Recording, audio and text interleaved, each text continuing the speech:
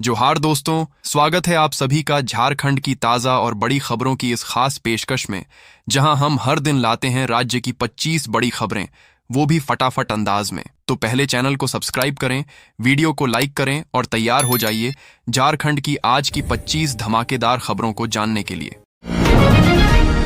Africa के Tunisia में फंसे झारखंड के 48 मजदूर अब जल्दी घर लौटेंगे। इनमें विष्णुगढ़, गिरिडीह और बोकारो के लोग शामिल हैं। 3 महीने से वेतन नहीं मिलने पर मजदूरों ने वीडियो जारी कर मदद मांगी थी। वीडियो सामने आने के बाद सरकार ने तुरंत कदम उठाया। सामाजिक कार्यकर्ता सिकंदर अली ने भी सरकार से जल्दी कार्रवाई की अपील की। परिवार वालों ने राहत जताई है कि अब उनके अपने लोग सुरक्षित घर लौटेंगे।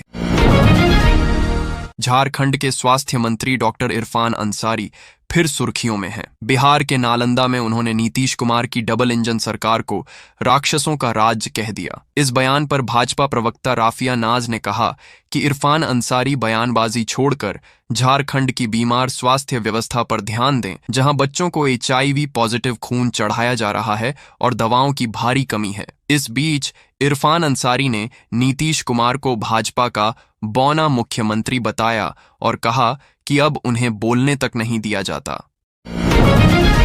झारखंड में अब ठंड दस्तक देने वाली है। मौसम विभाग के मुताबिक अगले 2 से 3 दिनों में तापमान तेजी से गिर सकता है। सुबह के वक्त धुंध गहरा रहेगा, लेकिन धूप निकलने के बाद असर कम होगा। मोंथा तूफान के बाद अब शुष्क और ठंडी हवाएं राज्य में प्रवेश कर रही हैं। विभाग ने चेतावनी दी है कि तापमान 6 डिग्री तक गिर सकता है। इससे रात और सुबह में कनकनी बढ़ेगी, जबकि दिन में हल्की धूप राहत देगी।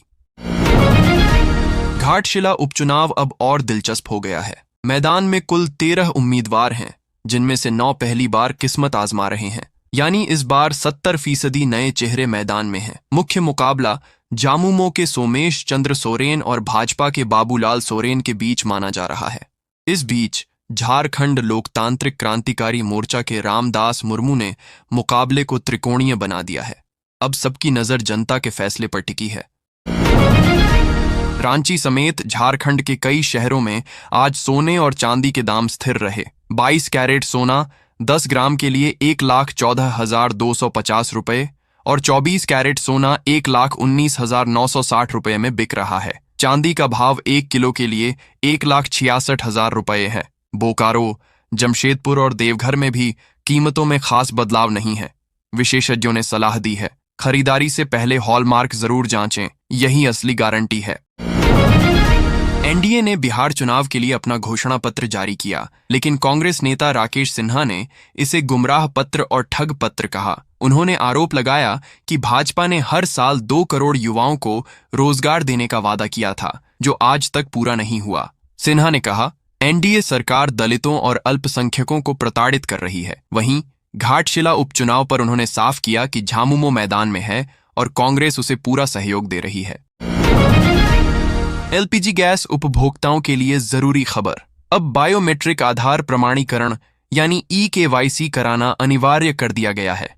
जिन उपभोक्ताओं ने यह प्रक्रिया पूरी नहीं की है, उन्हें जल्द से जल्द करानी होगी, वरना सब्सिडी रुक सकती है। यह नियम इंडियन ऑयल, भारत पेट्रोलियम और HP गैस सभी पर लागू है। उपभोक्ता मोबाइल ऐप या अपने गैस डीलर से मुफ्त में EKYC करा सकते हैं।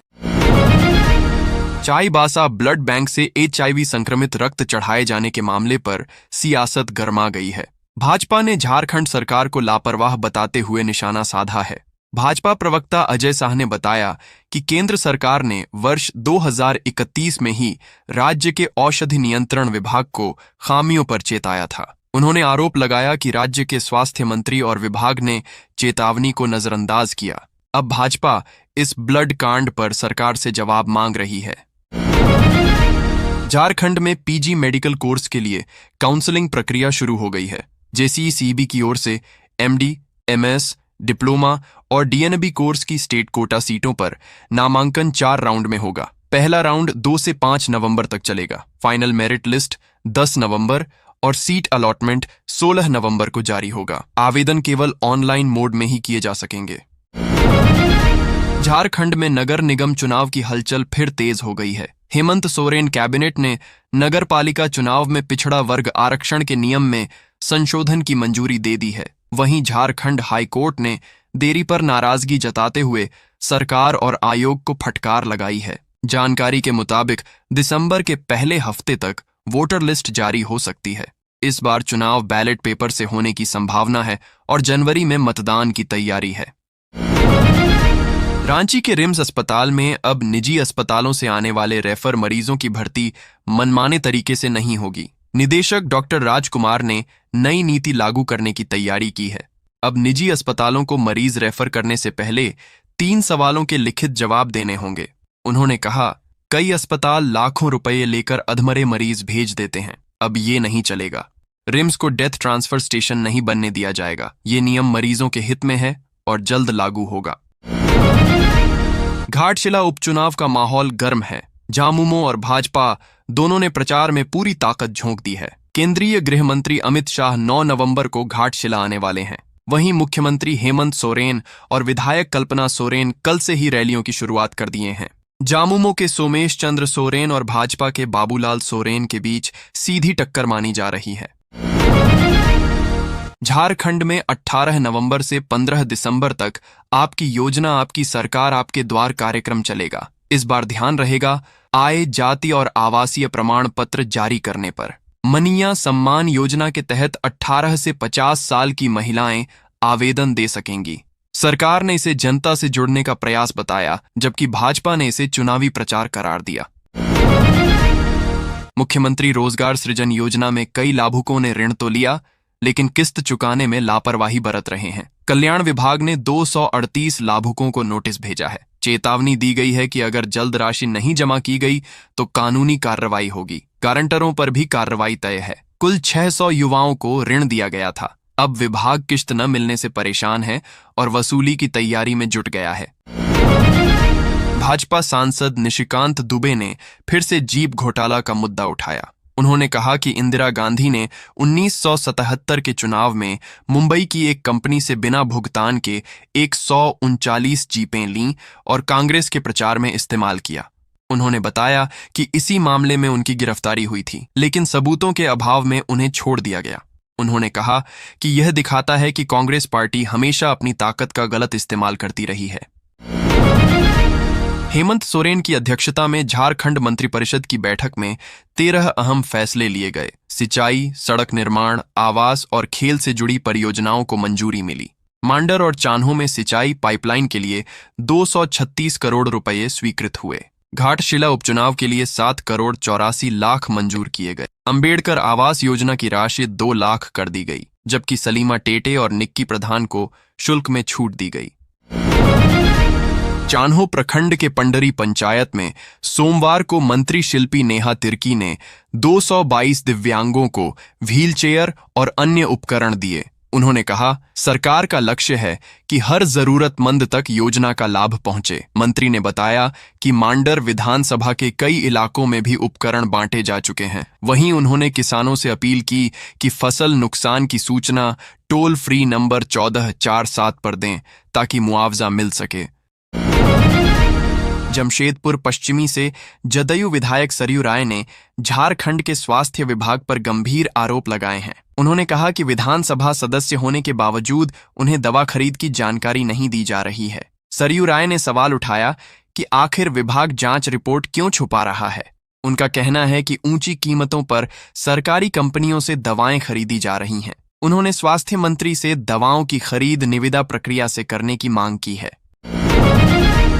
झारखंड के चर्चित जेएसएससी सीजीएल पेपर लीक मामले में सीबीआई जांच की मांग पर हाईकोर्ट में सुनवाई पूरी हो गई है।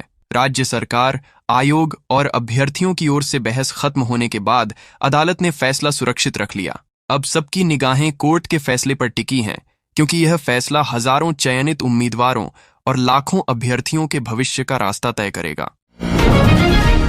झामुमो महासचिव विनोद पांडे ने चाईबासा सदर अस्पताल मामले पर भाजपा के राज्यव्यापी धरने को निर्लज्ज राजनीति बताया है। उन्होंने कहा कि भाजपा बच्चों की सेहत जैसे संवेदनशील मुद्दे पर भी राजनीति कर रही है। पांडे ने बताया कि मुख्यमंत्री हेमंत सोरेन ने तुरंत जांच के आदेश दिए हैं और दोषियों पर सख्त कार्रवाई होगी। उन्होंने कहा, भाजपा झूठ फैलाकर जनता को गुमराह कर रही है। जबकि सरकार पारदर्शी जांच करा रही है।